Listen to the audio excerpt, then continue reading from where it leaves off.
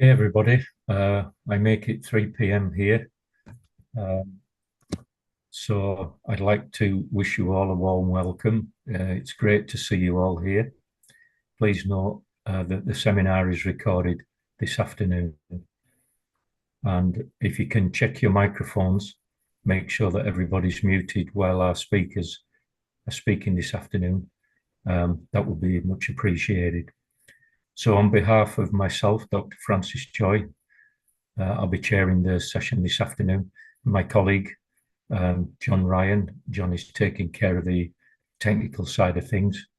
We'd like to welcome you to our Gifts from the Sentient Forest seminar, which today is about sauna culture, plant magic and healing traditions in Finland. The seminar structure means that our three presenters, Dalva, Eero and Timo, will share their knowledge and experience and insights in relation to what they'll present and thus remind us why the topic is important to them. And each of the presenters are invited to speak for a maximum of 20 minutes, so please bear that in mind. And after the presentations are finished, there will be an invitation for audience members to ask questions or by writing in the chat box. So let's get things moving. Without further ado, I'd like to welcome our first speaker for the session today, who is Dalva Lamminmäki.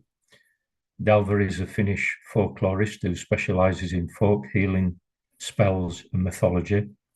She's conducting doctoral research on Finland's sauna culture at the University of Eastern Finland and the sauna healing tradition as a living cultural heritage.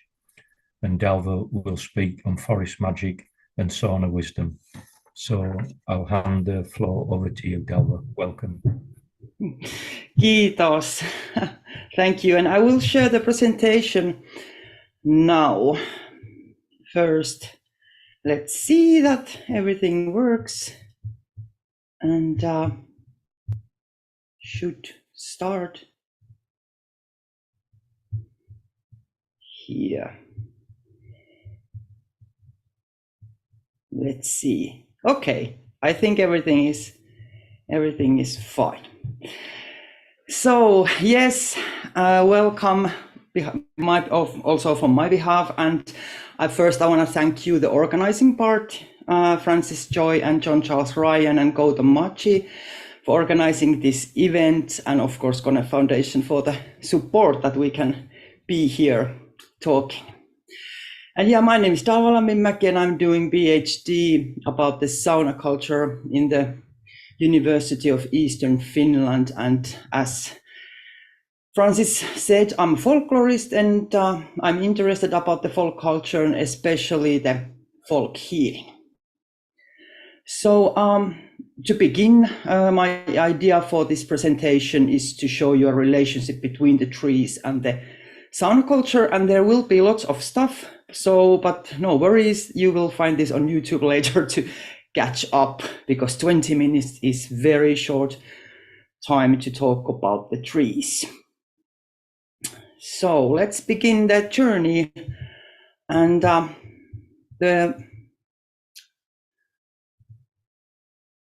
first, I want to give you a little bit context.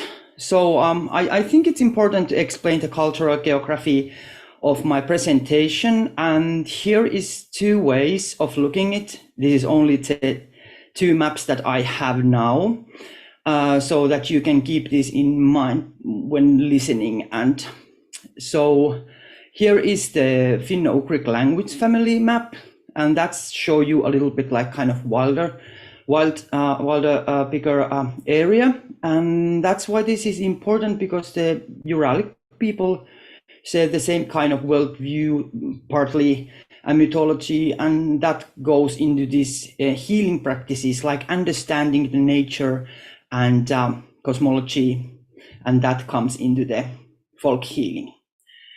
And also to understand that there is different kind of groups of people. So the northern groups, especially to notice that in Finland there is an indigenous group, Sami people. So there are Norway, Sweden, Finland, and Russia is the so-called Sameland. And then there is the central part where I am at the moment in Joensuu, East Finland. And then there you can see there is also Karelia, and then minority groups that are in Russian. And then we come even like south, where is Hungary. But when we talk about the sauna culture, many times we talk about the Baltic area because we share a similar kind of like the sauna buildings and the stove. And also what is important in this presentation is the whisk and using the water when doing a sauna. So sauna and the forest belong together. So the dark and mystical otherworld, the forest. So of course, like it makes sense. We are in Finland and this is the boreal forest area. So it's covered with forest. So the forest is really important part of our everyday life. It has been historically and it still is. And it's a central place of the Finnish folk belief and the healing system, the kingdom of the bear that we're going to go later today more deeper. And also there's lots of different kind of deities and forest folk. And it has been also a cemetery, Kalmisto. And that's also why the trees have this connection to the ancestors in Finnish tradition. Forest has been a place where you can get the illness, but you can always also get the healing and the plant medicine. It's kind of the other place, so it has different kind of, it's dark and mystical and a little bit even dangerous, but also it's healing and giving you shelter. So it has this kind of two parts and the other. So the folk lives in these two worlds, and there is this system of speaking with non-human, and there is specific people, the tietäjä healers, who could do that. But these two worlds, what are these two worlds that I'm talking about? So it's this kind of liminal space. The magic happens in the liminal space in these two worlds that have these dualities, kind of as seen as this world, other world, the living, the dead, culture, nature, village, forest. And in this border, there is this Väki, this force that people have been talking with. It's kind of like dynamistic force existing in this certain entities and locations, like in water, like fire, earth, rocks, cemeteries. In every place they have been having force. And also the sauna has been having this force, call it like Löyly, steam force, or even you could say steam people, because Väki means also people. So there is like, we could also see these different kind of layers of cultures and times, but when we go to forest, it still comes back to us. So even this photo has taken in Koli National Park 2 years ago in the winter. But when I put there this picture of this forest Finn man giving offering food to Tapio, the forest god, and the photo is 200 years old, we can also think that, is it still happening how we talk to the forest, and are we having this connection? And I think the sauna is the one place where we still practice this kind of connection that we can also see in here, but also I think we have that connection when we walk in the forest. But this is part of folk belief, like this in the photo offering to the god Tapio. And what is folk belief? It's kansanusko, the folk religion is like the system of understanding the universe. It's understanding the natural and the supernatural and relationship with the nature. But also in folk belief system, there is different supernatural agencies, gods and spirits and ancestors. And the folk belief practices are these rites, calendar rites of passage, and doing like practicing folk medicine and understanding the disease and the healing. And then also there is people that are specialists in healing or doing the magic. So seers, healers, this kind of tietäjä that we're going to talk about. But about the pictures, shortly, these two boxes, there is boxes that are a box and a pouch. They are not just objects, but they're also forces. So this kind of wooden magic box that you can see, it's made of birch tree and it has a bear claw, and it also has a pentagram on top of the box. And then there is the content of the magic pouch that has like dried snake and frog and bear and kind of like dead things but living forces. I would like to say, because they all have force and magic.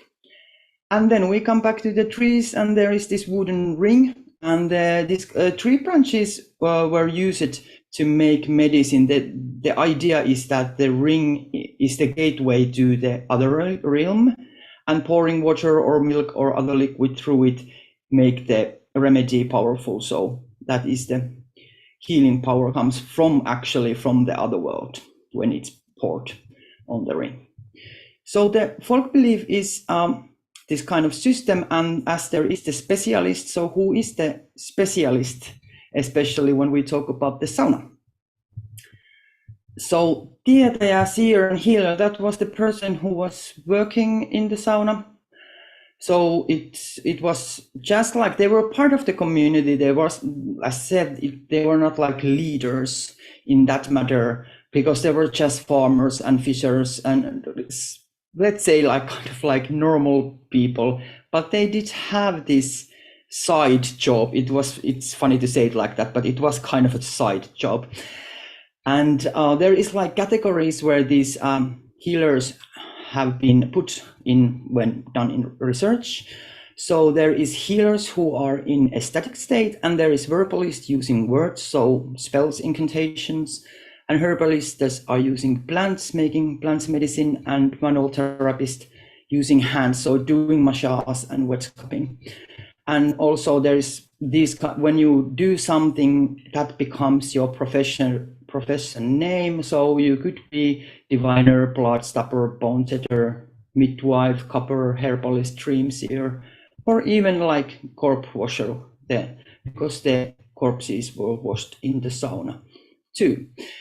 And I like this photo where is this Aino Väisänen, because she is in the sauna, working in the sauna, and the photo is taken 1964. So it's not that long time ago when this was all still practiced, and it still is living. Wet cupping is one of the practices, folk healing practices that are really alive in Finland. So, but then there is the place is important. So it's the sauna as a place, this kind of liminal magical place that holds also force. The relationship between the trees, water, fire, and sauna. So it starts with understanding that the Finnish worldview recognizes these elements: earth, air, fire, and water, as a personified being with force. So it's a person, it's a thing, it's non-human agency that acts.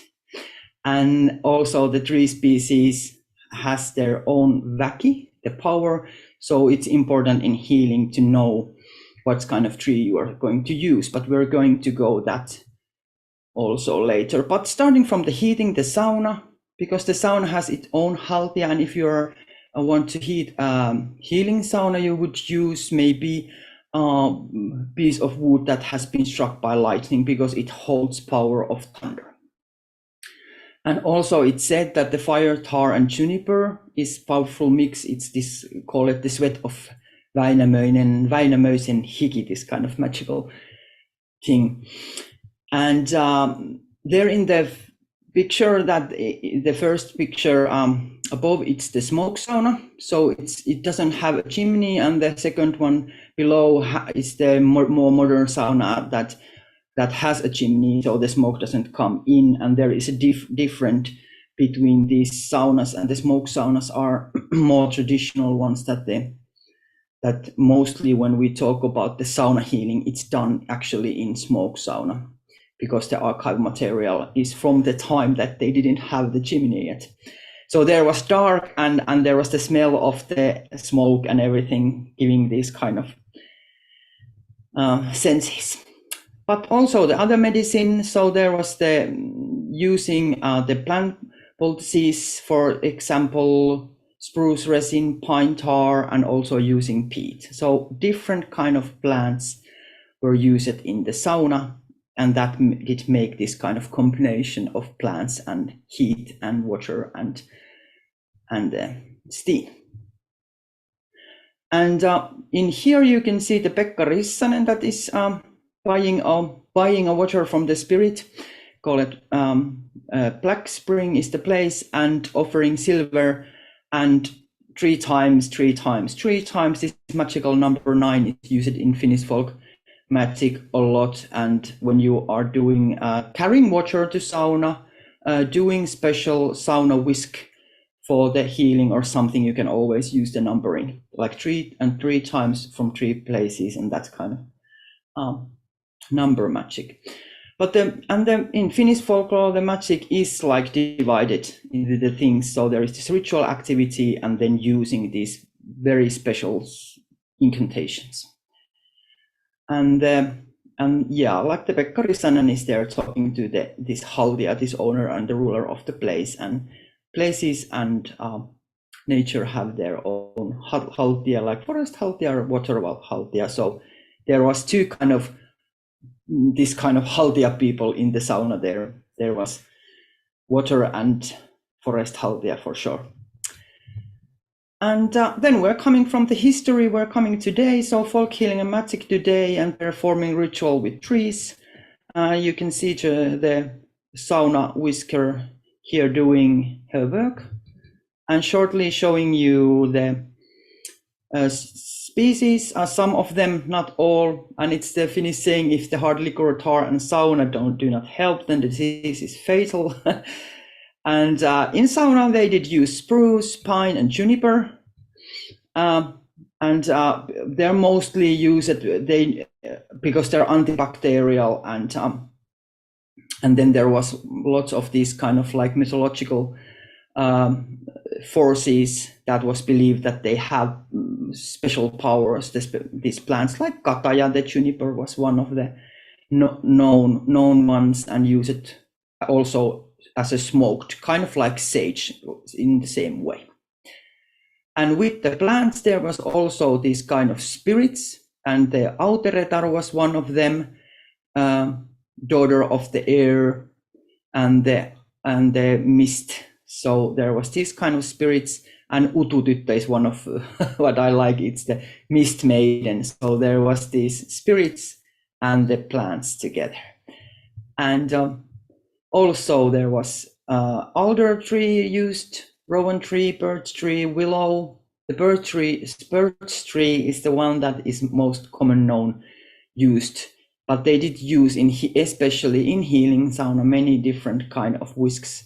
And that is coming back, that people use other type of trees than just birch. And I especially like the alder because it's known that it's been this kind of magical tree, because it's red inside. So it's seen as a human kind of, like they say, it's blooded tree. And it has a strong connection to the ancestors.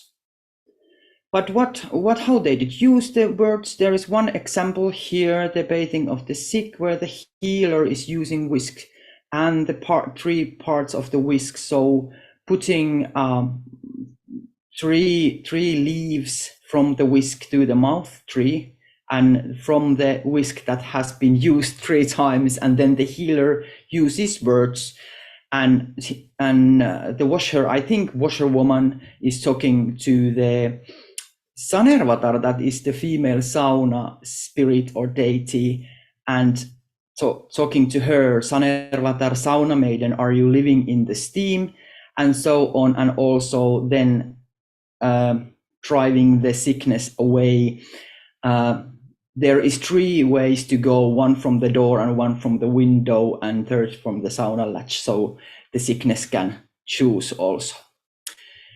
But so this is the modern day. Today, sauna whisking, there is still, we use the same plants, but to come to some questions that I do in my research and what comes into my mind, and this is the last slide I have, is that the folk healing it's living culture, and there is like new practitioners train it actively, and I'm so happy about that. So we are getting these traditions back, and the people are getting back to the whisking also, because now in media and everywhere people are talking about the whisking. We have lots of sauna festivals and that kind of stuff.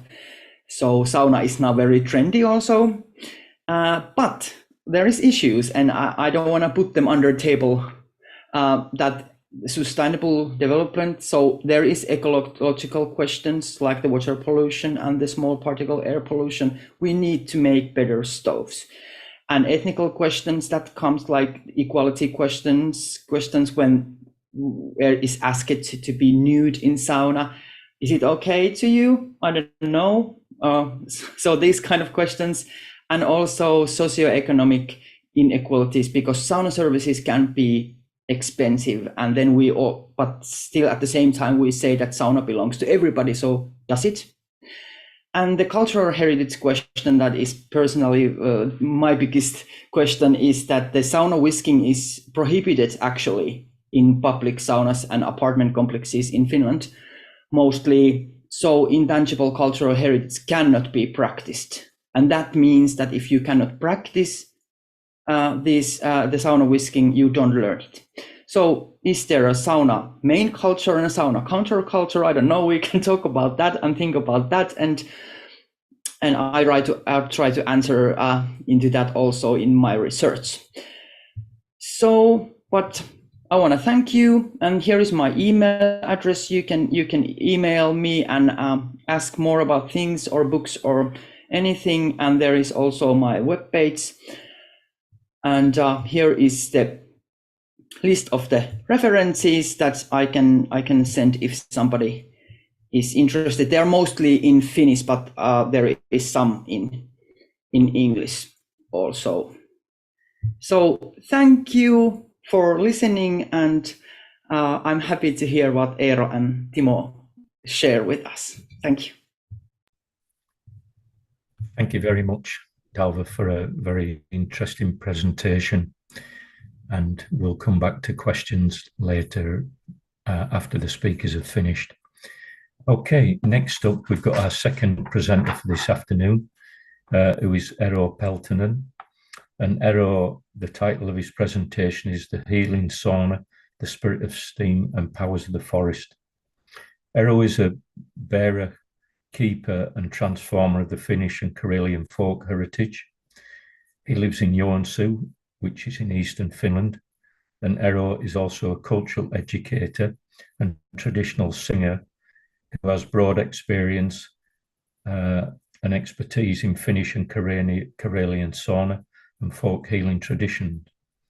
He's a torchbearer and a teacher of the Kalevala songs, poems, laments, and incantations, and Eero helps people to find their roots with mighty meanings, the power of songs, word magic, and mythology. So, without further ado, welcome, Eero.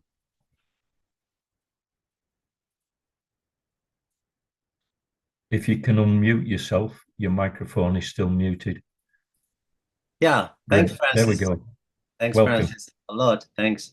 And also John for both of you organizing this, and Dalva for the great speech, and looking forward also to Timo's talk.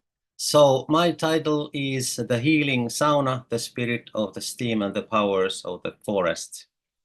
And I have chosen this photo to represent the time that I talk mostly about, and also the area. This is Vienna, Karelia, which has always belonged to Russia, but it's very important folklore-wise for the Finns also, because many of the greatest folk poetry has been collected from Vienna, Karelia. You'll later see a map also where it is.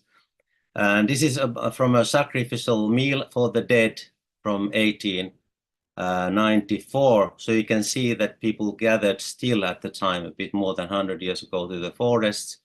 They had a spiritual purpose. They were connecting the forest spirits and to the ancestors. Right. Then next. Thanks, John, for helping me with this. My path to the roots and runosong has been like this. 30 years ago, I knew only one runosong melody with words. Vakavanha Väinämöinen tietäjä iäni kuinen. Laski laulellen vesiä, laski laulellen vesiä. That's more or less what I learned in school or what I remembered from school. But then I participated in a workshop called The Forest and the Myths That Live in Us in Kaustinen, sort of central Finland, a bit to the north. And then the runosong actually found me. And we were supposed to write some stuff down when we went to the forest from different places, a couple of notes. And then I noticed that I was starting to write in Kalevala meter. And I was really surprised, but I went on writing different ideas from different places in nature. And finally, I made a story. And then in the evening, we were supposed to perform them, and I performed them with this only melody that I knew. It went mostly like this. Seisoo kantona kaskeessa, juurakkona kallion kupeessa, pää kauan katkaistuna, juuret tervasta tautuu. So it wasn't perfect yet, but I started like this. The tradition was already there, and it somehow went through. It came through me. And then in 1994, Anneli Asplund, who was the leader of the folk music archives in Helsinki, she lectured at Turku Book Fair. And she told that there are about 300 recorded runosong melodies in Finland, Karelia and Ingria, and about 1,500 more in sheet music. Well, that's what I remember, she said. And I was excited and shocked at the same time, because I also really betrayed. I thought, why had nobody told me this? And then I started to think that I have to know, I have to research, and that's what I have done the last 30 years. And this, she played a song called Kantele, where the old sage Väinämöinen makes the first kantele from the jawbone of a great pike. And the singer Anni Kirillov, she escaped. She's from Vienna, Karelia already, also originally, but she escaped the Russian Revolution at 1922 and moved to southeast Finland to Kymmelina Refugee Center, where the song was recorded. So yeah, and the next slide. Here you can see Anni at the time of the song was recorded, 1922, and Kantele, our national instrument, from 1833, and also the great pike. And now we can listen maybe for half a minute of this Anni Kirillov singing that really changed sort of my life, and especially this song was struck on me totally. Tuo parevitsat Väinämöini, lähtökon hevosen etjot, ruvikunnan kuunteluike, otti ojakset olalle, päätyy tuolla mättä. Tällä päätyy päivä rinkijellä, kuuli purrenittä lähtee, valitti venopunaalit. Mitäpä teitkö tuusi purriti, valitat venopunaani, valitat venopunaani, tuo parevitsat Väinämöini. Yeah, so there was something that I heard that I didn't know, and that made me so curious, and I wanted to get to this world of this song and the singing and learn all these melodies. Now I know maybe, I don't know, 20 melodies or maybe more by heart, and I want to learn more. So then about runosong a bit more. Runosong has been a Baltic Finnic tradition for at least 2,000 years, maybe 2,500 years. It is singing of epic and lyrical poetry and charms.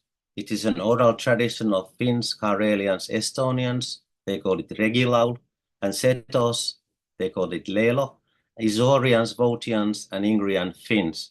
Some runosongs are from Lydians, none from Vepsians or Livonians. They have none. Runosong is sung in so-called Kalevala meter, with often alliterations and call response, like va, van, väi, alliterations, and then vaka vanha Väinämöinen, vaka vanha Väinämöinen, call response. And lots of these runosong collections from Finland, Karelia, and Ingria are in these books. This is from my bookshelf, which is 2 meters away. There's a lot of stuff also from Kalevala, but these original old folk poetry from Finnish people. The first one was published in 1908, and then there were 34 more during the years. And it's been regarded as the largest songbook in the world. So you can use these about maybe 1,500 melodies to sing all these 34 books. All right, next one. Here you can see the language areas, like you can see Finnish. It's also at the North Sea. Some people moved there a long time ago, and also to Sweden, the border of Sweden and Norway. You find runo singing there, and then Karelia, number 2, and Vienna Karelia that I mentioned in the beginning. It's above the number 2, just next to the White Sea. So that is the main runo singing area where the most, let's say, a lot of the important folklore and folk poetry has been collected. And then also you see the Ingrian with the pink color, number 5. That is very important area. For example, the story of Kullervo that impressed also G.R. Tolkien very much is collected from that area. And then also, of course, Estonia is very, very important for regilaul or their runo singing. So, yeah, next. And when we talk about Finnish culture, we need to mention the Kalevala, our national epic. And these days it's also regarded as a national epic for the Karelians, because so many important poetry has been collected there. And Finland was originally a part of the Swedish Empire, and in 1809 became an autonomous Grand Duchy of Russia, and then in 1917 we became independent. Kalevala was compiled by Elias Lönnrot, who made 2 volumes of it, first 1835 and then the New Kalevala 1849. And it is oral folk poetry collected mainly in the 19th century in Finland, Karelia, and Ingria. And it has inspired artists a lot and became a foundation for the cultural and also national identity of Finland. There are translations to about 60 languages, and the latest translations in English are here on the right. The Old Kalevala and the New Kalevala, and they're quite recent, just a few years back. So I haven't read them yet, but it's exciting. They should be good and sort of poetic language. So I look forward to reading them. And the next. And let's go to the singing part. Now we can do a little bit also of the singing together. Mainly this song I sing mostly alone, but at the end. And this is a runo song called Löylyn synti, the birth of Löyly. It's also from Vienna Karelia, the area that I showed you, near the Vienna Sea, the White Sea. It's from 1877, from Arhippaini Mihkali. And there's also a link to my singing of the song. There is a recording under that link of the whole song. And the song is a song that Arhippaini was singing, and also he was using this melody, and I somehow put them together, these words and the melody. And in the song, Runo song, they're starting to prepare the healing ritual, and there is no spirit of Löyly yet. The spirit is there is no spirit of Löyly yet, so the steam of the sauna is not arrived, the spirit is not there. And sauna whisks and everything else is ready there. And also you need to have a knowledge about the origins of illnesses to be able to heal them. Like if you hit yourself with an axe, it's necessary to know the birth of iron to have a connection to something that was wounding you, and then to know the words to stop the bleeding, like stop the blood like a wall. These charms often started like that, to stop the bleeding. And many of the folk healers, they were proud of knowing these blood-stopping words. And then the song goes on to calling the spirit of Löyly, mentioning that stones reject pain and they're perfectly healthy, from perfectly healthy wood. And it is the right moment for healing, and the time when all excessive moves. So there is a time where things are a bit loose, and it's possible to make a change. And then you're raising nature and helping forces like animals, holy people and gods, water, air, forest spirits, ancestors, and so on. So you get all the help possible from the healing place, from the sauna, from clean wood, perfectly healthy wood, and so on. And then you're ready. And then you're still tracking the place where the spirit grabbed the patient. And you search that often from otherworldly localities like underground, water, forest, graveyards, bear's nest, etc. And finally, the spirit is asked, also in this song, is asked to leave the patient. And then finally, the natural state of health is restored. Okay, and let's go to the song. So I sing in Finnish, and you can follow the words in English. I've translated them. I hope they're pretty much okay. And then at there's 2 pages, and at the very end of the last page, I take you also together sing. But you can also, if you're muted, then you can also just sing along with me. But at the end, I repeat every sentence 2 times, like is traditionally done, so you can join me there also. Ei ole löylyn löytämistä, lämpimän lähenemistä. Luos löyly lähetäs lämmin läpi kuumista kivistä. Läpi saunan sammalista, kivillä kivuttomilla. Kivillä kivuttomilla, puilla nurumattomilla. Kun löyly kivosen lämmin, kipeillä voiteikse. Kipeillä voiteikse, vammoilla valuvesikse. Nyt on liian liike aika, pois pahan pakenu aika. Lehen liian liikkuossa, vassan löylyn vuopuossa. Nouses luontoon ilovesta, haavonnalta haltieni. Haavonnalta hattu peästä, muonalta makoamasta. Kivennalta kinnaskeässä, kivennalta kinnaskeässä. Miston pulma puuttunuute, tai kie tapahtunuute. Miston pulma puuttunuute, tai kie tapahtunuute. And the next page. Kivestäkö kannostaako, vuoristaako, vuoroistaako, vain kovien nostaa vejestä, vesihiten hinkalosta. Lummekorjuhten kojista, vain kuolleen kojista. Hikimänneen ihosta, kalmalaisen kartanosta. 100 lauan lappiesta, 1000 malkosen majasta. Vain koovattu raunivoista, kontien kivikoloista. Karhun kirjo kartanosta, karhun kirjo kartanosta. Then I repeat, you can join. Vete on vetini hiisi, metsän hiisi metsolahe. Vete on vetini hiisi, metsän hiisi metsolahe.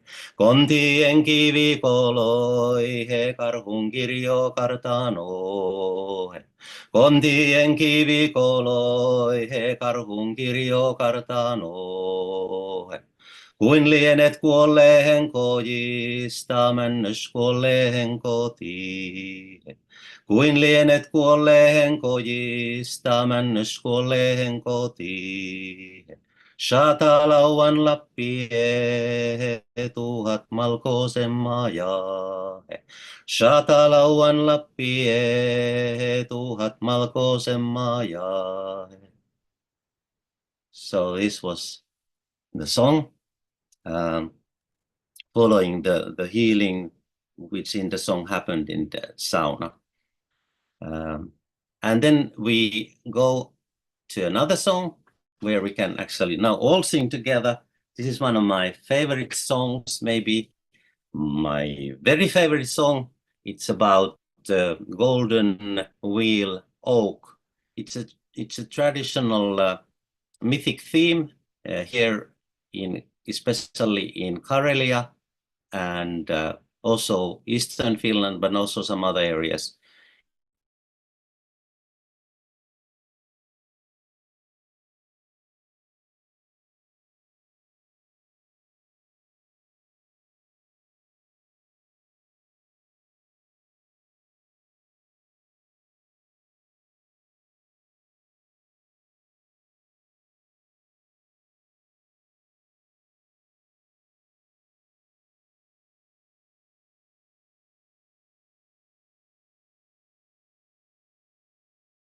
It comes directly from the myths of Eastern Finland and Karelia. So it's been used more or less like this to call the bear from the Great Dipper, from the stars, to the earth to be with us, and to get married with the pine goddess, and then we have the same ancestors. That's why with the bear.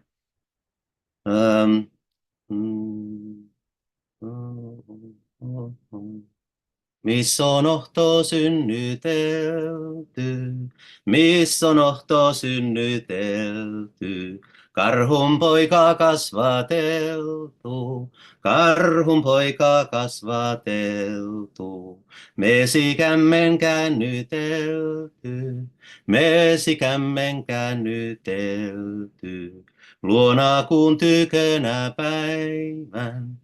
Luona kuun tykönä päivän, otavaisen olkapäillä, otavaisen olkapäillä. Seitsemän tähtisen selällä, seitsemän tähtisen selällä. Tuolla kynnet leivottiin, tuolla kynnet leivottiin. Kämmenet taputeltiin, kämmenet taputeltiin, hampaat naputeltiin, hampaat naputeltiin. Tuolta alas laskettiin, tuolta alas laskettiin, petäjättären pesään. Petäjättären pesään, hongattaren huovan alle, hongattaren huovan alle. Villasessa vakkasessa, villasessa vakkasessa, kultaisessa kätkyessä, kultaisessa kätkyessä. Vitjoissa hopeisissa, vitjoissa hopeisissa.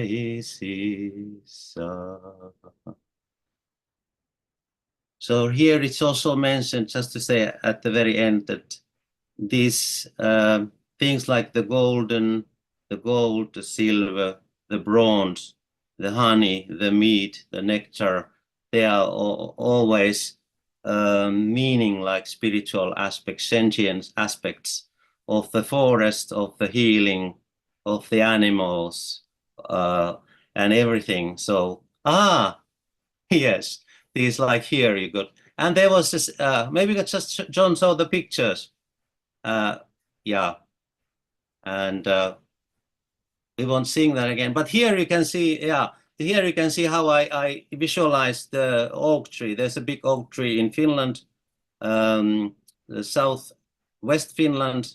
And then so this song, Golden Oak Wheel, that's how I see it. That's how I feel it. It has all this abundance, and you keep growing it. Okay, and then the next, and the vessels are here also. That's meant for sauna and farming.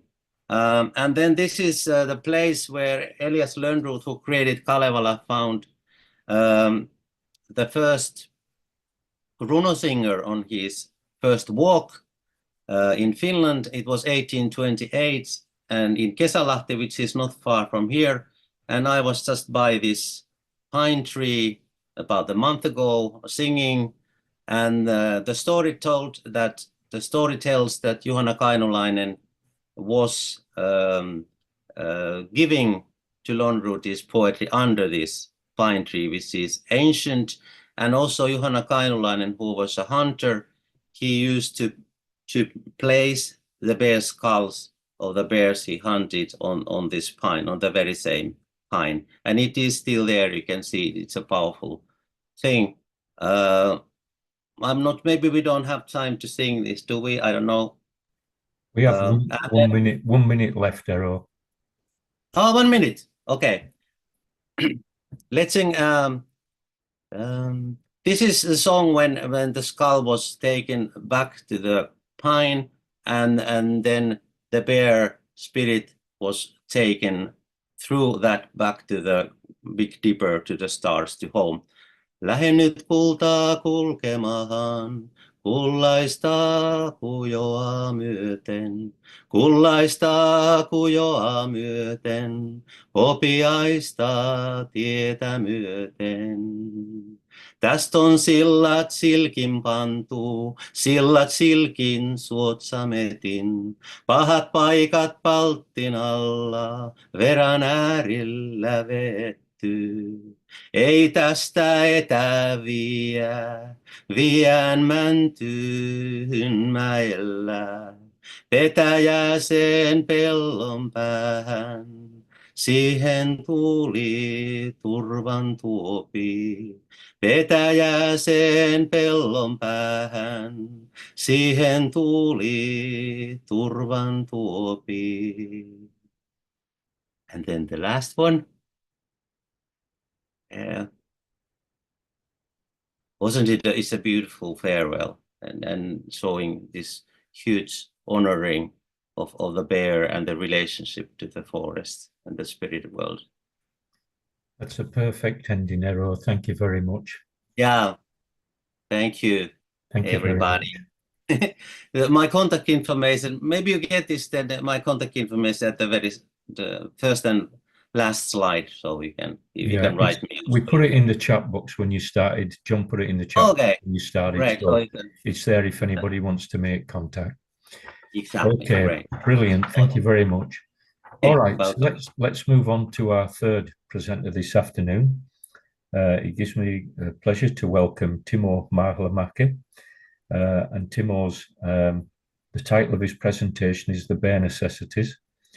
And Timo has been guided to dedicate his path to being the guardian and servant of the sacred medicines of nature, humbled and carried by the gentle force of universal oneness and love, illuminating the illusions of cultural and societal conditioning, slowly but surely becoming present in the natural way of truth and love. He works with plant and animal allies as a way to help us remember ourselves, to reclaim our inherent nature. So, the floor is yours, Timo. Welcome. Thank you so much. Pleasure to be here. It feels a great privilege and honor to be invited here, and to see so many beautiful humans gathered around these interesting and important topics. Well, first of all, I don't have a slideshow for you to see because I have some things here that I will show as we go on, like a little bit of equipment and important objects of mine. But as I don't have also a framed, I was intending to a certain schedule with my talk, but now I feel it gives me the freedom to not having a slideshow to go as I please. So first of all, I would very much like to thank you, the presentations before me, and especially Eero for those beautiful songs, and especially the last one, the bear thing, because I felt I really felt it, and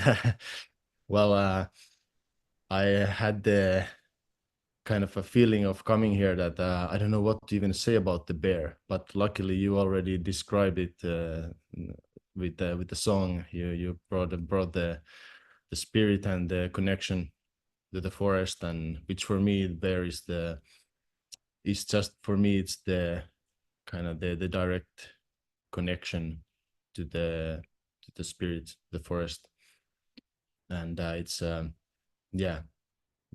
just feeling grateful for that. And I was trying to come up with something that I could say about my knowledge or connection with the bear, and then I just I kind of went blank in a sense that I just feel it's something so natural to me. But I have some things to show you with that. But first I would like to maybe a little bit introduce myself in a sense that I've been working with plant medicine and with the different aspects of healing for half of my life. And Timo, could you speak up a little bit? Yes, I will try to. Or put your volume up a little. Yeah, we'll see if I can get the mic up, or can you hear me now? Thank you. Like I'm just a little bit closer. That's great. Thank you. Yeah, I'll try to be more loud. So I've been studying this and that. I have no formal education in this because, well, there's not so much available in that sense. But I have a Finnish folklore healing background, like it's called suomalainen perinnehoito in Finnish, and that has to do with there's many tools in it, and mainly the massage and the bone setting, jäsenkorjaus, and cupping, and also a little bit of acupuncture, which has been it has been practiced here. There is not such extensive written knowledge about it in Finland, but there's some signs that also acupuncture has been done with the sharpened bones of the fish. So it's there has been the pressure point treatments like that also. So that's something that I do also. And then on top of that, I work with the plant medicines. We have in Finland, we have I think everything in nature is depending on the usage. If we just know how, everything can be used as medicine in some way. So and the deepest medicine, of course, being the connection to the elements, the nature, and of seeing how it's all interwoven and how we are part of that. I think the wound that we are dealing with, or the pain that we feel as a species, or is about being not in touch with that we feel as not part of nature, that we don't belong to it, and that we can see in how we approach other life forms, how we treat each other and the life on this planet with not so beautiful results always, and not so beautiful energy, how we are feeling disconnected and not seeing that what we do to everything else, it's us, because we are all one. And it's not a metaphor, it's actual truth of the existence. that we are, even though we experience ourselves in separate forms, there is we are all connected, and we are affecting and being affected, and created and creating each other's experiences. So yeah, and well, what else? Yeah, the medicines that I mainly work with is I've been called to work with entheogens, which we can find in Finland. We have the Amanita, which is not in a sense, it's that's a very mystic one. I was happy to hear the presentation that you had, I think, in the last seminar. I don't remember the lady's name, but I know her. Yeah, I remember him already.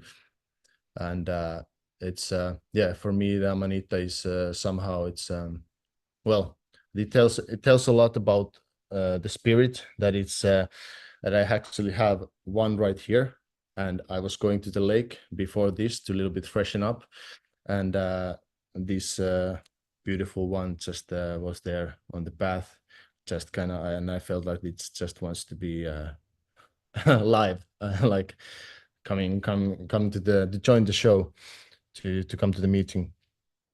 But on top of that, we have, of course, other medicines, and one of them is the psilocybe semilanceata, which is the psilocybin mushroom of Finland. And yeah, there's many other things. I've been working with other lineages, and for me, it's very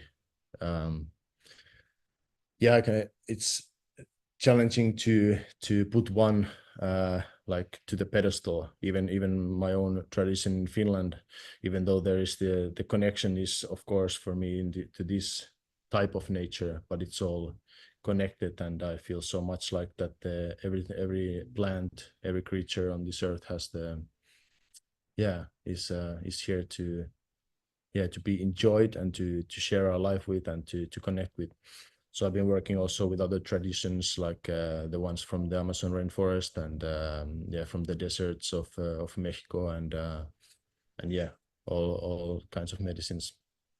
And but mainly, what I use is what I work with is a non-dual liberation process with the Bufo alvarius toad, which is from the Sonoran Desert, and that's for me, that has been it's the most clear. It feels like it's the Christmas, it's the star on top of the Christmas tree, whereas everything, these other plant medicines are woven interconnectedly into that tree.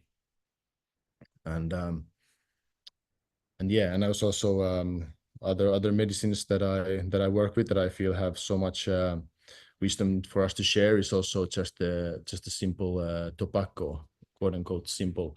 Well, I mean it in that sense that we are so used to the consumption of tobacco in our culture, but it's there is so much strength and clarity and love that we can cultivate, or we can connect to, with working with tobacco. I work it in the mainly in a way of blowing it into the nose. It's called the hape, from the Amazon rainforest, the same tribes that use ayahuasca as a medicine, and all the other plants, of course, in the Amazon region. And hape is a mixture of ashes and grinded ashes and grinded tobacco blown into the nose, and it's very grounding, very clarifying, and it's they call it the prayer medicine. It makes you, it can help one to focus and to connect with what is present, for me, because from there it all starts, in my experience, to always to become present, let go of the dualities of the mind, of just and to see that it's whatever we are experiencing, it's always, there is always two sides to everything, and in the middle there is and we can find the kind of the sweet spot, or the equilibrium, the equanimity of the polarities, which are always present in everything.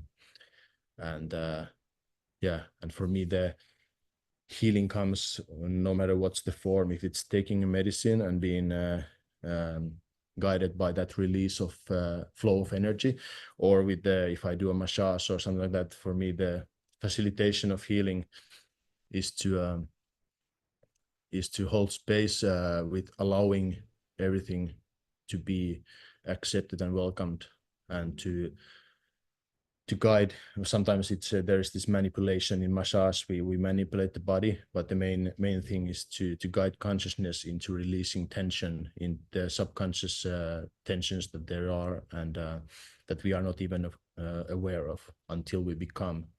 And that's the key ingredient in my experience, that we can become present, to actually to be present for that which is.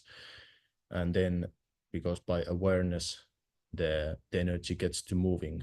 We have especially in the lower energy centers, there is this accumulated programming and trauma and what we experience in life, which is of course very important, or let's say necessary part of human experience, because as young kids we grew up into this surrounded by the social programming, the culture, and then there is this we are dependent on our caregivers, on the adults around us, and it's a matter of survival for us to become accustomed, or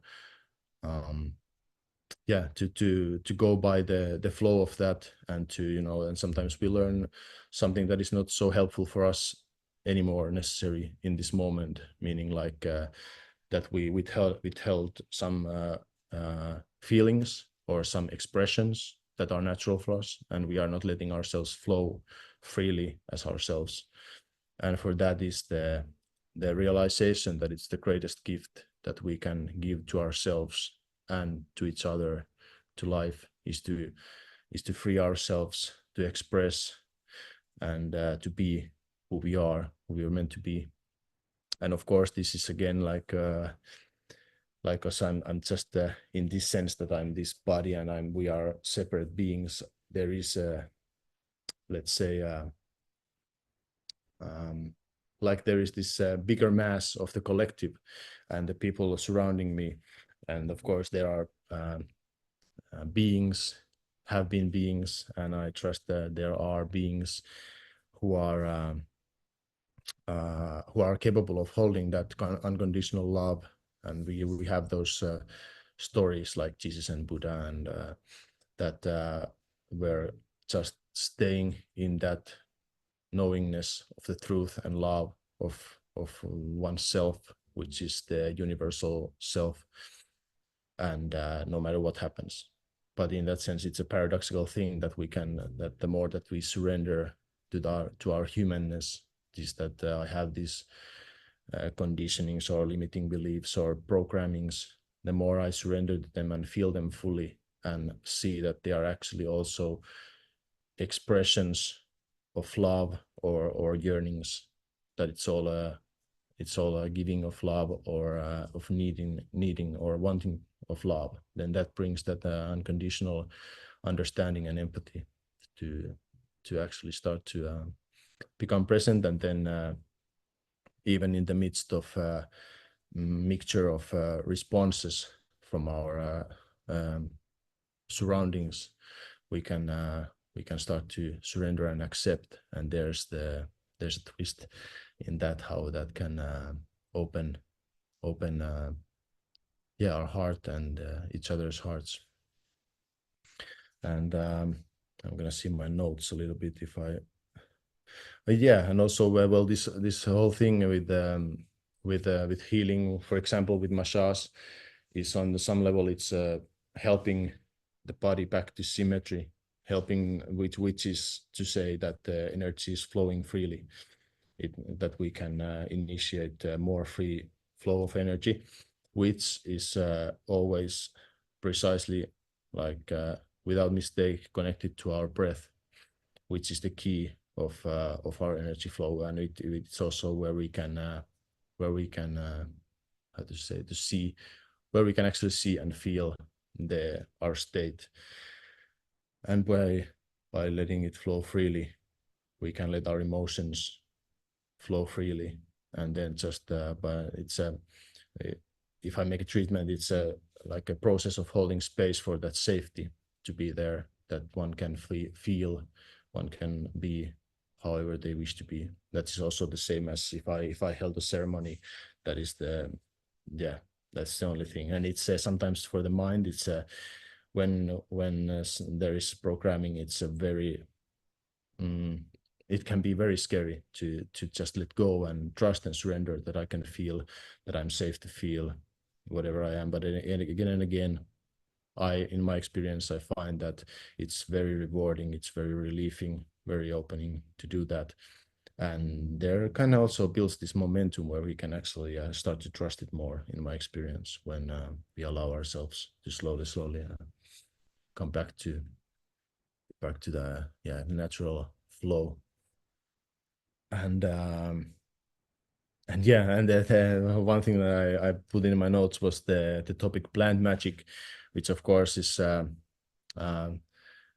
would not want to say like exactly like that magic is a triggering word, but it's a tricky word, let's say it like that, because it's because I try to define magic in my experience, because I think we call magic just something that is beyond what our limited ego can comprehend. It doesn't mean that it's something that is not understandable, but it's just that based on our very limited capacity to, and actually the duality of the mind, it's beyond the duality, because it's always including everything, the truth. And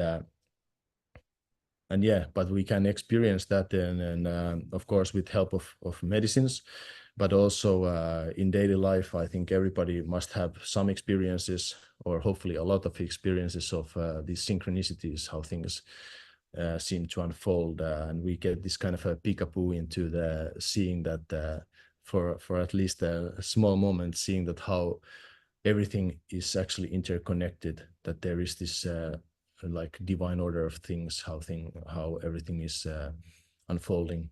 And this is of course many religions and many folklore traditions, and this is the highest force or God or the creator that we are referring to when we talk about that.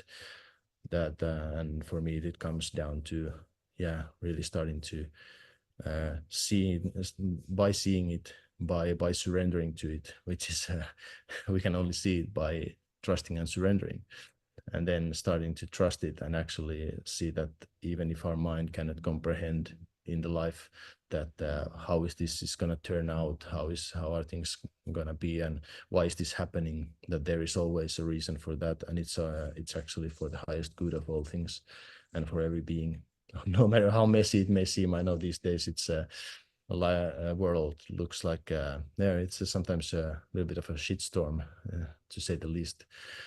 And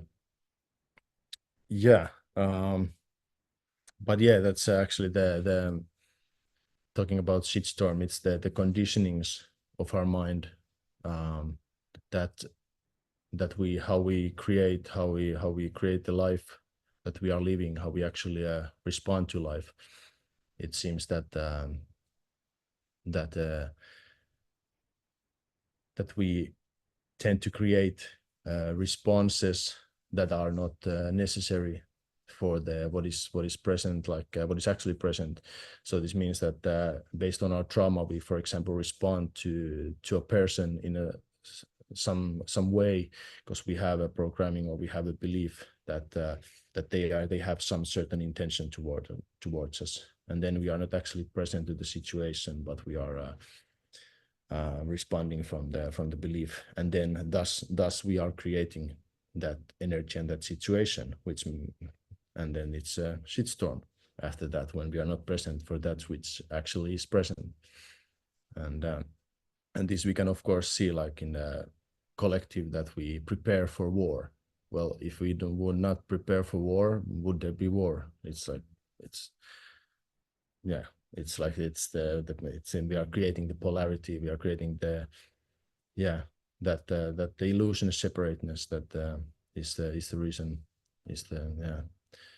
and well, and all I can say is, in my experience, it just takes some time and some trust and surrendering into trusting, seeing that innocent innocence in each other, and that we all just are trying to do our best to survive and to be well. But as the ego is running rampant with the programmings, then yeah, it is what it is. Like the situation, it's yeah. But There's 2 minutes left, Timo. Timo, there's 2 minutes left. Oh, okay. Well, then I think I will just say that this what I talked. The topic was the bare necessities. So I think these are the bare necessities, the non-dual liberation of starting to see beyond our conditionings and to just hold space and to love each other and ourselves, to accept each other's wounds, and to see that the love is the only answer to that. And now that I didn't talk anything about the bear, at least I can show you like something that is for me some bear stuff here. So first of all, I'm the way I work with the bear is just that I have incorporated it in a sense into my life. I cannot see well, maybe I put my self view on so I can see that you actually see everything. So I don't know if you can see, but I'm sitting on a bear hide. That's yeah, and then which is also a hide that I can wear. It's very hot, so I rarely do that, but it's a fun thing to sometimes put it on and to actually somehow feel even more connected to the spirit of the bear, which is just for me. It's a reminder, and it doesn't like I think like everybody has a unique connection to the spirit or the way, the path. There's as many paths as there's beings, and for somebody it can be some other animal or whatever. And I'm not saying either that it's the bear, is that if I don't have bear in my consciousness, it's impossible. Actually, it's quite the contrary. It's anything can be the connection, but I just happen to like bears. Let's say it like that. Then I also have the same bear's skull here, which is for me it's somehow the spirit of the bear. It reminds me of the power and how by and at the same time there is this teddy beariness in bears, that there is this deep like very like huge tenderness, or this, the fluffiness and the playfulness and that, and yeah, that's safety in a sense. That this is a very powerful object that I have. And then I was talking about the use of tobacco and hape as a prayer medicine. I have a specially made from the same bones of this as the hide and the skull. I have a tepi. It's called tepi. It's a pipe that you blow the hape into other people's nostril, and then it has the bear cub's paw in it. This is the mama bear's bones that it's made of. The baby bear's claws and the hand, and then there's also the papa bear's penis bone here. So it's there's kind of this idea of it's the Trinity, the Holy Trinity in of bear. And then also I have from the same cup, that cup of the bear cup that hand is, I have this bear skin drum that I made, and also this is from the mother bear's this let's say the upper part of the leg, that big bone. It's the drumstick for that.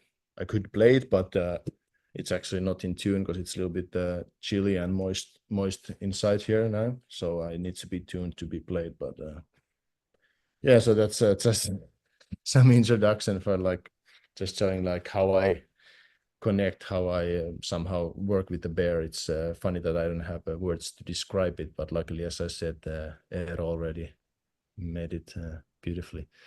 So thank you for that. And yeah, and I think the time must be up. So yeah, very much looking forward for the rest of the time. Hoping that I can answer if anybody has any questions, and very much looking forward also to hear Eero's and Dalva's answers, and also hearing the questions, because it's always the questions seems to be there's it's important. It's there's always the wisdom already in the question. So okay, Timo, thank you very much for helping us to round off the presentation sessions for this afternoon. Very interesting indeed.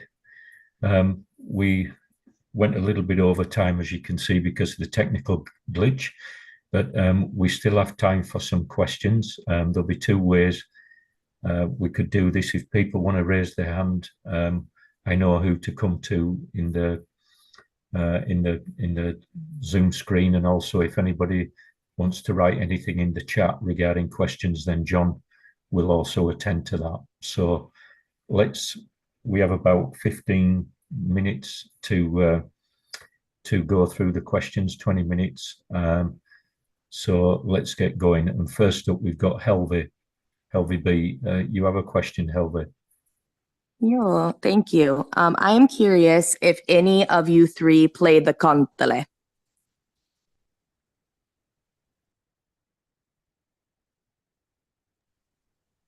Well, shall I say something? Well, I have 3 canteles here, 5 strings. So I play sometimes.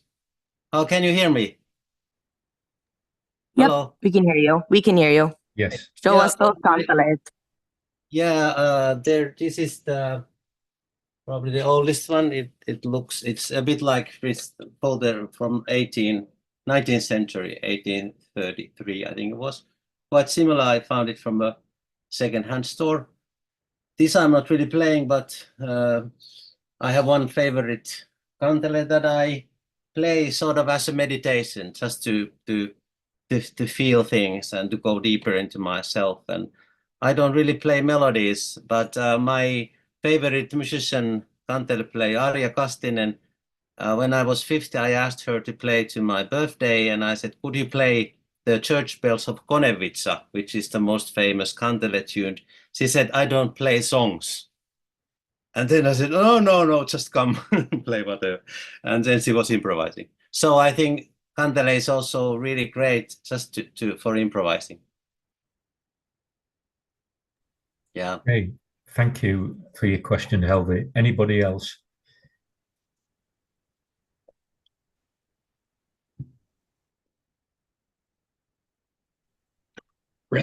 Francis, we have a question in the chat from Fernanda, and this is for Dalva. Why do you think the birch is the only tree that remained in the sauna culture over other trees? For Dalva.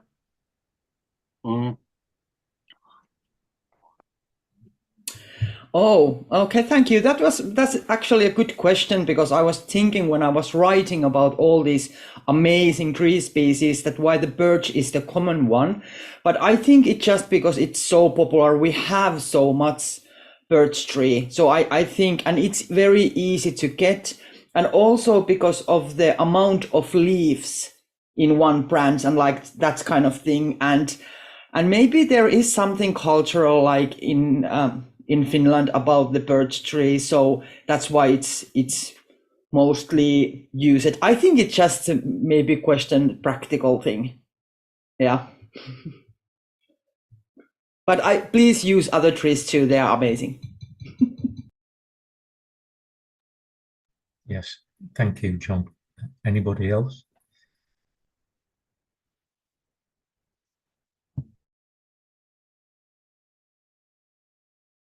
I have one comment actually regarding Dalva and also what was sung about the trees. I'm not sure whether there's a cross-cultural connection or not, but in the UK, Dalva, the birch they used to, when people were unwell or acting out with anger and some violence, they would turn them upside down so that the top of the head was just touching the ground, and they would hit the soles of the feet with birch twigs as a way to kind of release whatever it was back into the ground. They considered it to be something lower, a lower energy. And one of the things that was emphasized within that was the color, the significance of the white of the tree itself being somehow connected with purification. And I wondered whether or not there might be any parallels between that and what you have here in Finland. Yes, I was also thinking that it's kind of this color of white, of being pure. I think that's also one of the reason, and it's the birch tree is seen as a feminine tree, so it's kind of this image of young maiden, and that has something to do with the healing tradition, especially in Finland. The washer was a woman, the wet copper was mostly woman. So it was work. The sauna as a space is a space of women working mostly. So I think the birch tree is also connected to that kind of energy. But this is just my, thinking. It doesn't say anywhere like that, but I would think like this. Yes, thank you. And I have a question for Eero also. Eero, in some of those songs that you wrote, the endings seemed to be quite sta. There was quite many lines that seemed to have quite similar endings to them, and I wondered whether or not you could say anything about that. I know in Finland you have all these cases of verbs, and it just really stood out what you were singing today. Why is that? Could you explain a little bit? Yeah, I think it is because we have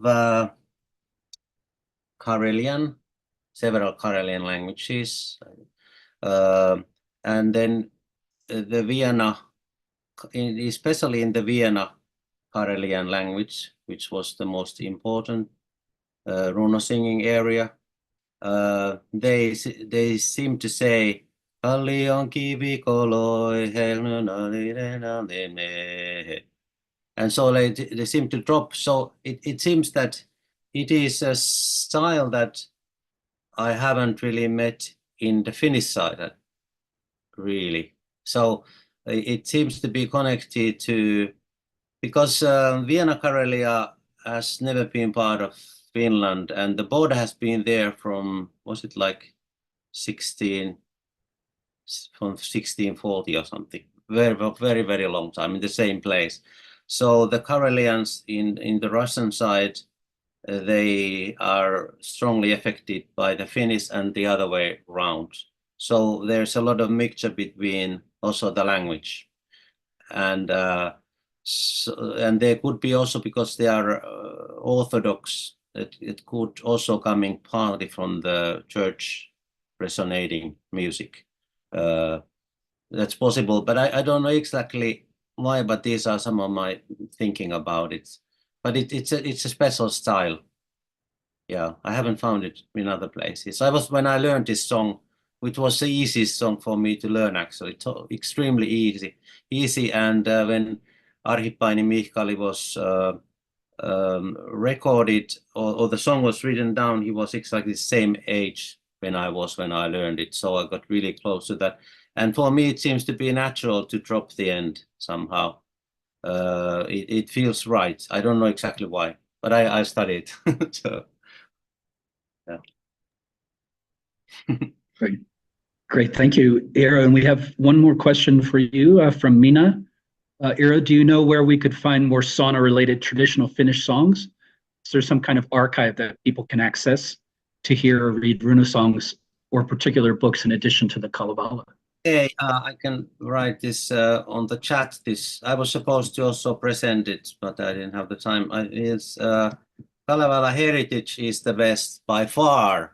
The oldest songs are from, I think, 1905, like The Birth of Fire, and then there's some more modern. Also, this Birth of Kantele that I was singing from Anni Kirillov. No, I wasn't singing it, but we were listening to it. That's also on the same album. So Kalevala Heritage, you can get it. You just Google Kalevala Heritage album. It is the best. It's there's not so many because there's always copyrights. If somebody, you need to check everybody from the family, even with the archive recordings.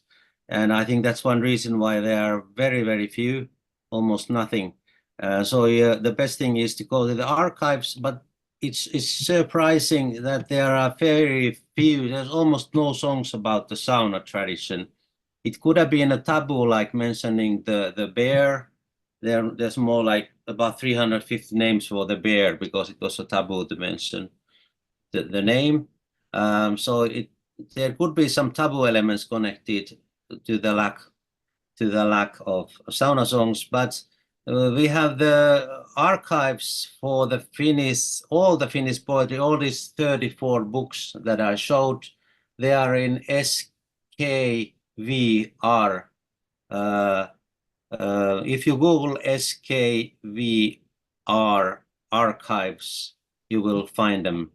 And then if you write there sauna, on there's a place where you can write what you're searching for. You can also just write one word, and then it finds all the poetry from these 34 books that is connected to sauna tradition. So I think I would recommend that. Yeah, but there's no special books about sauna songs that I know. It's there could be and there should be, but there is no. Maybe Dalva knows, but I don't know. Eero, did you want to say anything about some of the final slides that we didn't get to show? Okay, if you like.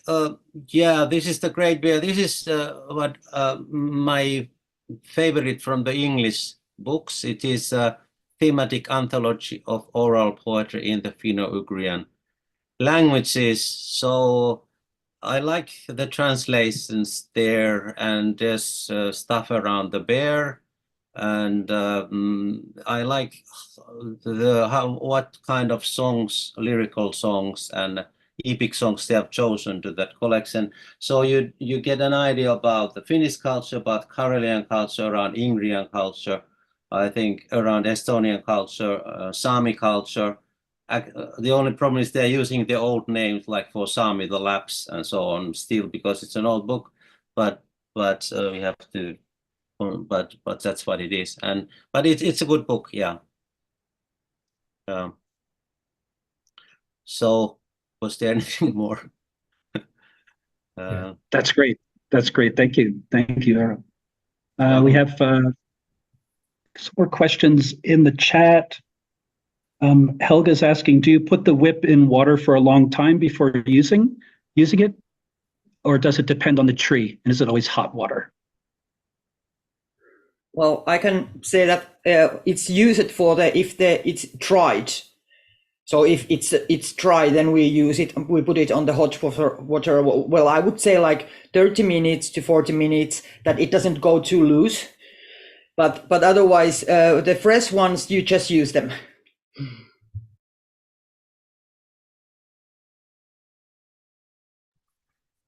Great, thank you, Dalva. We have another question from Mauricio for Eero and Timo. How do you work with humans and plants with the songs and the bear spirit?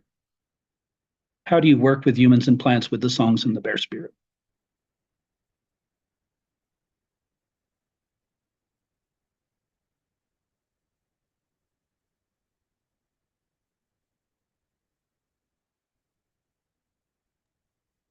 Timo?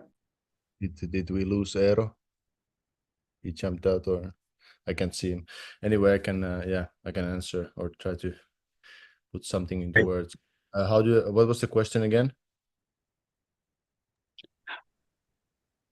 Oh yes, it's how do you work with humans and plants in connection to the songs and the bear spirit? Well, for me, it's I also do use songs. I'm not a traditional. I don't know traditional songs by the heart, but for me,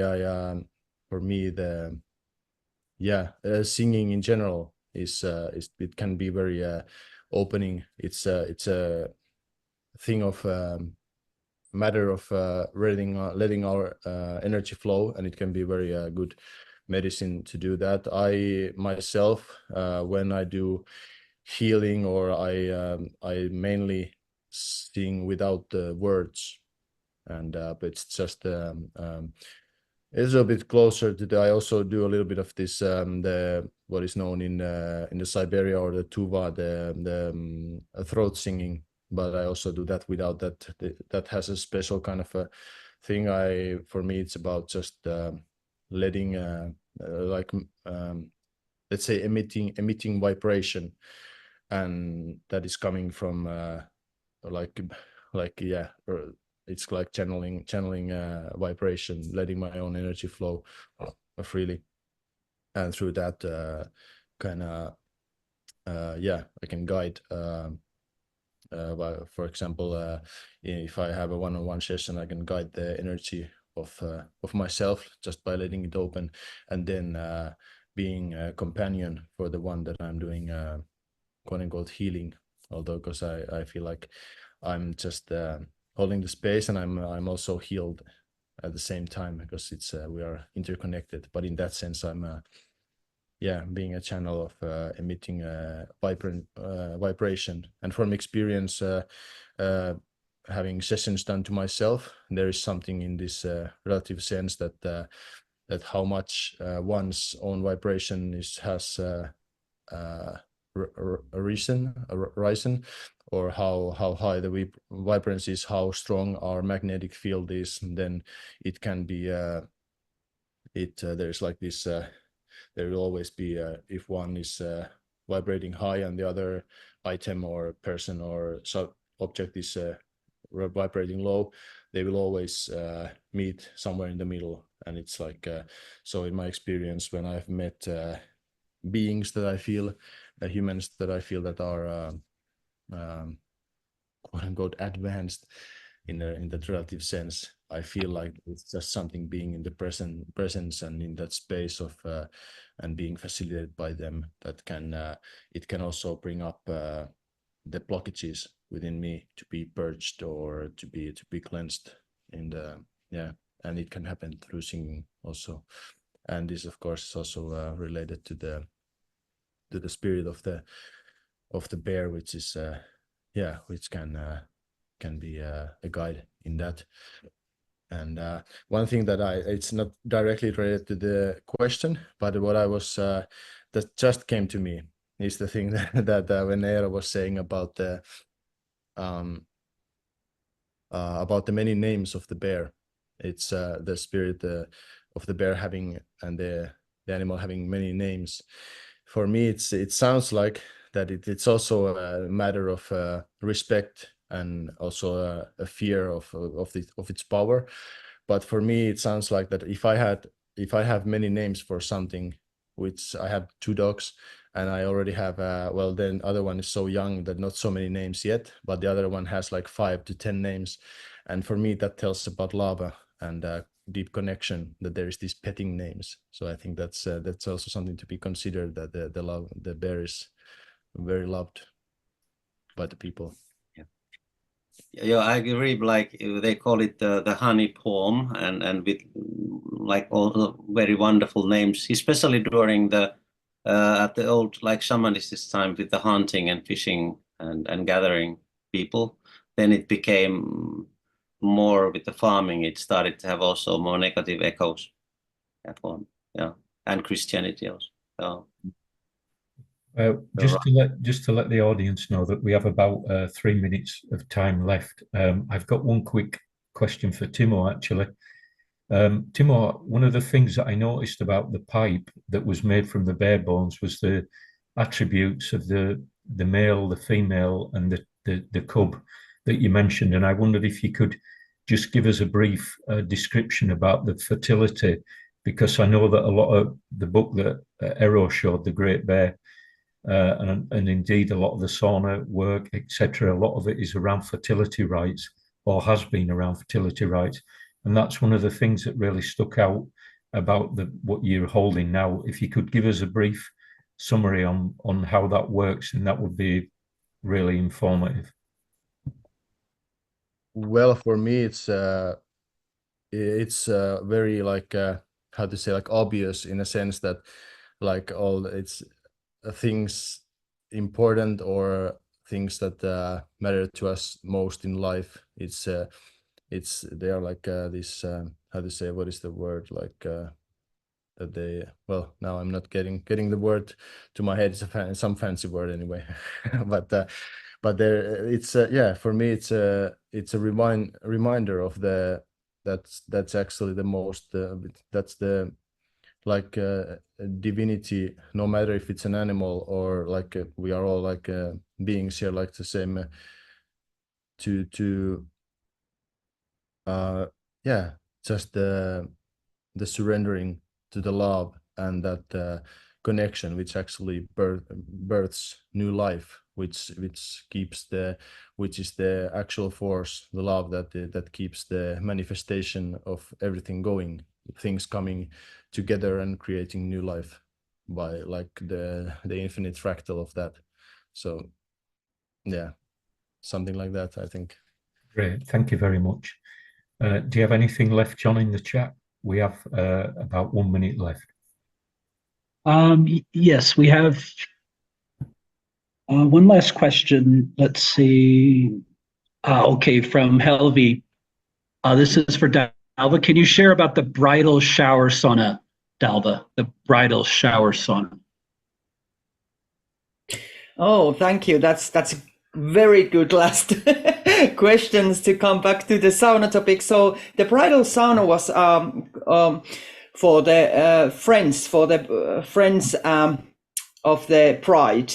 So it was for female only. So there, that was the kind of saying goodbye. When you get married, you enter another life cycle. So it was kind of celebrating the life and the friendships, the sisterhood, but also saying goodbye. Because when you get married, it's you go with your husband maybe to another village, or you enter into the life of a wife. But also in the sauna, they were doing kind of magic, using different kind of trees and using like symbols like eggs, and like that's kind of like in the treatment. And it was for the bride, to wash the bride, use flowers, and make everything beautiful, the sauna beautiful, and the people beautiful, and enjoy and appraise life and womanhood. Thank you. Good question. Thank you so much, Dalva. And thank you so much to all of our speakers for a wonderful seminar and a fascinating topic that I think all of us are going to be thinking more about, especially when we have our next sauna. And if you do get a chance to visit Finland, for those from outside Finland, you'll get a sense for how strong sauna culture is. I was shocked when I saw saunas in apartments and hotels and bathrooms. It's so ingrained in the culture. So thank you so much for sharing the more traditional healing elements of the sauna. All of our three speakers, just phenomenal expertise. So in closing, I'd just like to share with you some information about our next webinar, which will be on plants in or as art, so looking at the connections between plants and art, and in particular movements towards collaborating with plants and co-creating with plants in various kinds of art. So we are delighted to host Krista Sommerer, who's quite a well-known artist who's worked with plants as participants in her artworks for over 30 years. And also we're very happy to host Mauricio Pelosa, who's in the audience today with us. So as you may know, plants are central to art traditions of all kinds. Of course, there's botanical illustration, scientifically precise kind of botanical art, and landscape painting which there are many traditions in Finland and in Nordic countries more broadly. But then there's been a movement towards interactive art involving plants, say in the last 30 years or so. This is an artwork where the plants compose songs in the gallery as people interact with the plants. The plants produce different kinds of electrical vibrations that are converted into music. And then this work here is also based on interacting with plants as their vibrations change. These compositions, visual compositions, and sonic compositions are created. So that's the kind of art that we'll be looking at, the more interactive, collaborative kind with Krista, Mauricio, and artists and writers yet to be announced. So mark the date, Wednesday, the 11th of December, 3 to 5 Helsinki time. Let us know by the Monday, the 9th, if you'd like to come to that webinar. We look forward to seeing you there. So in closing, I would like to thank our 3 speakers. Thank you so much for joining us and sharing your knowledge so generously. Thank you to Francis for hosting the session beautifully, and acknowledging as well the support of the Cunning Foundation, which is a great arts funding foundation located in Helsinki. And to all of you for your keen interest in the subject. We will develop a recording out of the seminar. There may be a gap in the middle there, but I think we've got most of the seminar. So if you'd like to review it or listen to different parts of it again, that will be available online. We'll let you know when that is published. Okay, so in closing, thank you so much, and we look forward to seeing you again in December or sooner. Take care and see you next time. Bye-bye. Yeah. Yeah, thanks everybody. It was great. Thank you, everyone. Kiitos. Kiitos from Joensuu here. Joo. Kiitos Joensuusta. Moi moi. Joo, moi Raili. Moi Eero. Moi moi. Joo, moi Ivana. Hei hei.